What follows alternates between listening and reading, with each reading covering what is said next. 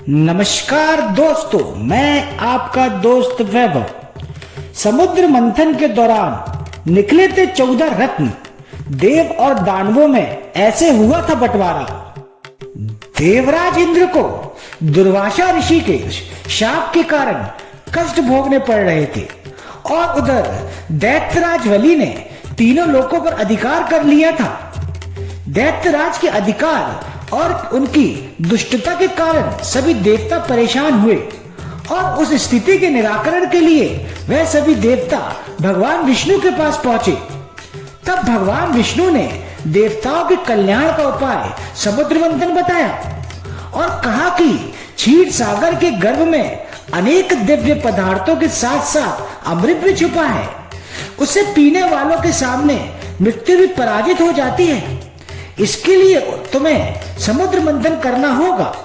भगवान विष्णु के सुझाव के कारण इंद्र सहित सभी देवता दैत्यराज बलि के पास संधि का प्रस्ताव लेकर गए और उन्हें अमृत के बारे में बताकर समुद्र मंथन के लिए तैयार किया। समुद्र मंथन के लिए समुद्र में मंदराचल को स्थापित कर वासुकी नाग को रस्सी बनाया गया। तत्पश्चात दोनों पक्ष अमृत प्राप्ति के लिए समुद्र मंथन करने लगे। अमृत पाने की इच्छा में सभी बड़े जोश और वेग से मंथन कर रहे थे। ये लीला आदि शक्ति ने भगवान विष्णु के कच्छप अवतार और सृष्टि के संचालन के लिए रची थी। देव और दैत्यों ने मिलकर समुद्र मंथन किया तो उसमें से 14 रत्न निकले, जिसका बंटवारा देव और दैत्यों के बीच ऐसे हुआ। हलाहल विष। समुद्र मंथन के दौरान सबसे पहले जल का हलाहल यानी वृष निकला। इस हलाहल की ज्वाला बहुत ही तीव्र थी। इस जहर की ज्वाला की तीव्रता के प्रभाव से सभी देव और दैत्य जलने लगे। तभी सभी ने मिलकर भगवान शिव से जहर को झेलने की प्रार्थना की। इसलिए भगवान शिव ने उस वृक्ष को इसे मुंह में भर लिया। शिव जी ने इस वृक्ष को गले में ही रखा। इस कारण उनका गला नीला हो गया और शिव जी का नाम नीलकंठ पड़ा। समुद्र मंथन के दौरान दूसरा रत्न सफेद रंग का घोड़ा निकला। श्वेत रंग का उच्च श्रवा घोड़ा सबसे तेज और उड़ने वाला घोड़ा माना जाता है। यह अश्वों का राजा है। 7 मुख वाले इस अश्व को असुरों का राजा बलि ने अपने पास रख लिया। बाद में इंद्र के पास आ गया, जिसे तारकासुर ने इंद्र से छीन लिया। इसके बाद तारकासुर के पराजित होने पर यह वापस इंद्र के पास आ गया।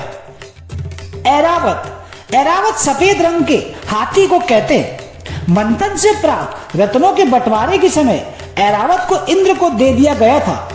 4 दांतों वाला सफेद हाथी मिलना अब मुश्किल है।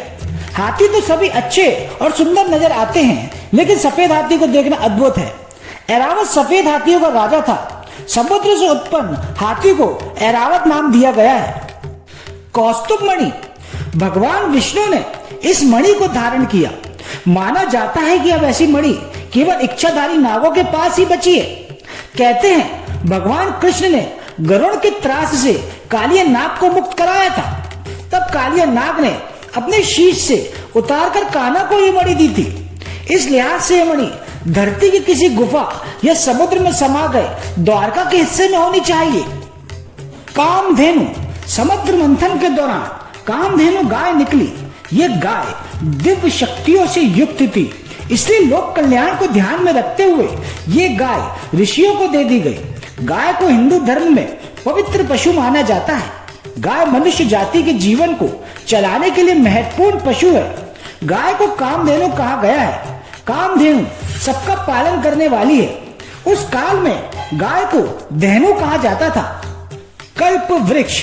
इस वृक्ष को कल्पद्रुम या कल्पतरु भी कहते हैं। इसे प्राप्त करने के बाद देवराज इंद्र ने इसे सुरकानन में स्थापित कर दिया था। स्कंद पुराण और विष्णु पुराण में पारिजात को ही कल्प वृक्ष कहा गया है। समुद्र मंथन के दौरान रत्न के रूप में देवी लक्ष्मी की भी उत्पत्ति हुई थी। लक्ष्मी अर्थात श्री और समृद्धि की उत्पत्ति। माना जाता है कि जिस भी घर में स्त्री का सम्मान होता है वह समृद्धि कायम रहती है। इसके अवतरण के बाद देव और दानव सभी चाहते थे कि लक्ष्मी उन्हें मिल जाए, लेकिन लक्ष्मी ने भगवान विष्णु से विवाह कर लिया। अप्सरा रंभा समुद्र मंथन के दौरान इंद्र ने देवताओं से रंभा को अपनी राजसभा के लिए प्राप्त किया था। विश्वामित्र की घोर तपस्या से विचलित होकर इंद्र ने रंभा को बुलाकर विश्वामित्र का तप भंग करने के लिए भेजा था। अप्सरा को गंधर्व लोक का वासी माना जाता है। कुछ लोग इन्हें परी कहते हैं। पारिजात समुद्र मंथन के दौरान कल्प वृक्ष के अलावा पारिजात वृक्ष की उत्पत्ति भी हुई थी। पारिजात के फूल बहुत ही खूबसूरत होते हैं। हिंदू देवी देवताओं की पूजा में इस पेड़ के फूलों का विशेष महत्व होता है। कई रोगों में भी इसके पत्ते और तनों का प्रयोग किया जाता है। पारिजात या हर श्रृंगार उन प्रमुख वृक्षों में से एक है जिनके फूल ईश्वर की आराधना में महत्वपूर्ण स्थान रखते हैं। धन की देवी लक्ष्मी को पारिजात के पुष्प प्रिय हैं। वारुणा देवी समुद्र मंथन के दौरान जिस मदिरा की उत्पत्ति हुई उसका नाम वारुणी रखा गया।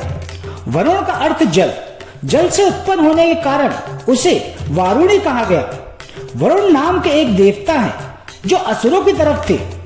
असुरों ने वारुणी को लिया।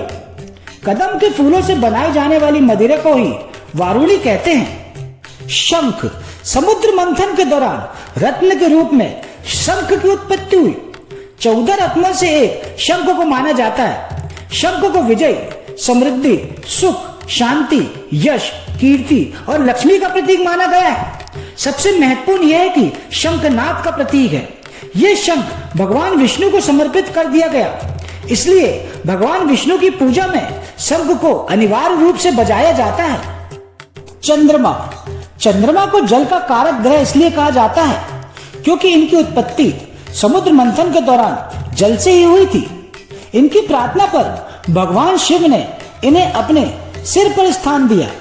ब्राह्मणों और क्षत्रियों के कई गोत्र होते हैं उनमें चंद्र से जुड़े हुए कुछ गोत्र नाम है, जैसे चंद्रवंशी। पौराणिक संदर्भों के अनुसार चंद्रमा को तपस्वी, अत्रि और अनुसुईया की संतान बताया गया है। धन्वंतरी देव भगवान धन्वंतरी विष्णु के अंश माने जाते हैं और आयुर्वेद के जनक। अपने अवतरण के बाद इन्होंने ही लोक कल्याण के लिए आयुर्वेद बनाया और ऋषि मुनियों को, वेदों को इनका ज्ञान दिया। अमृत समुद्र मंथन के अंत में अमृत का कलश निकला था। धन्वंतरी देव के हाथ में ही अमृत कलश था। देवता और दैत्यों के बीच अमृत बंटवारे को लेकर जब झगड़ा हो रहा था, बाद में भगवान विष्णु ने मोहिनी का रूप धारण करके अमृत को देवताओं में बांटा। राहु ने छल से अमृत का पान कर लिया। क्रोधित होकर भगवान विष्णु ने अपने चक्र से उसका सर काट दिया। इसी राक्षस के शरीर के 2 हिस्से हुए, राहु और केतु कहलाते हैं। जय श्री हरि। अगर आपको मेरी ये कोशिश अच्छी लगती है तो मेरे YouTube चैनल को सब्सक्राइब करिए, साथ में बेल आइकन को भी दबाइए, जिससे आने वाले समय में मैं ऐसे धार्मिक वीडियो आपको दे पाऊं। जय श्री हरि।